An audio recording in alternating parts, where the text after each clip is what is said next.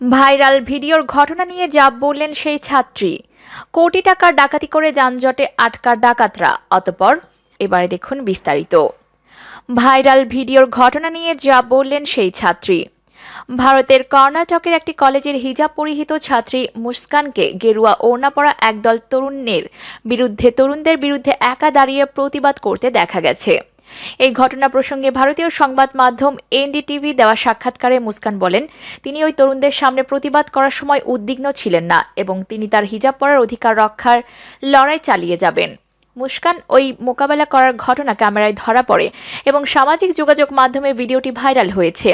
এতে দেখা যায়, মান্ডিয়া কলেজে একদল গেরুয়া ওড়না পরা তরুণরা স্লোগান ও চিৎকারের মুখে পড়েন মুস্কান, কিন্তু তিনি রুখে দাঁড়ান। ওই তরুণরা যখন জয় শ্রীরাম স্লোগান দিয়ে তার দিকে এগিয়ে আসছিলেন, মুস্কানও পাল্টা আল্লাহু আকবার বলে স্লোগান দেন।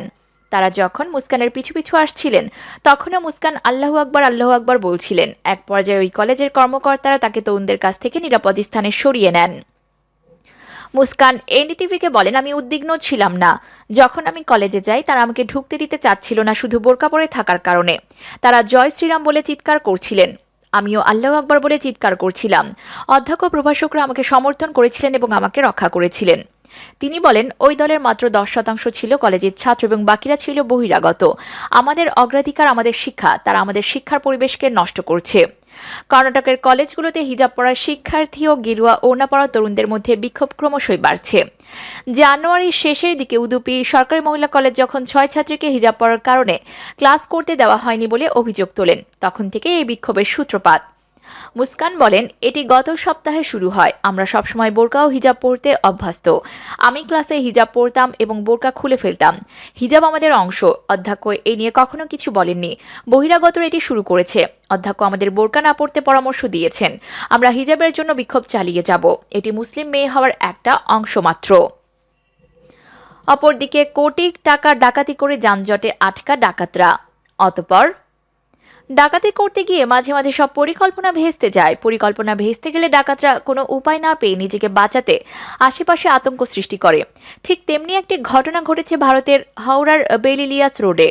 একদল ডাকাত প্রায় 1 কোটি টাকা ডাকাতি করে গাড়িতে চড়ে পালানোর চেষ্টা করেন, কিন্তু রাস্তায় যানজটে গাড়ি আটকে পড়ে। উপায় খুঁজে না পেয়ে 4 ডাকাত দিনে দুপুরে পিস্তল উঁচিয়ে দাঁড়ায়, আর সেই দৌড়ানোর ভিডিও রাস্তার পাশে থাকা সিসি ক্যামেরায় ধরা পড়েছে।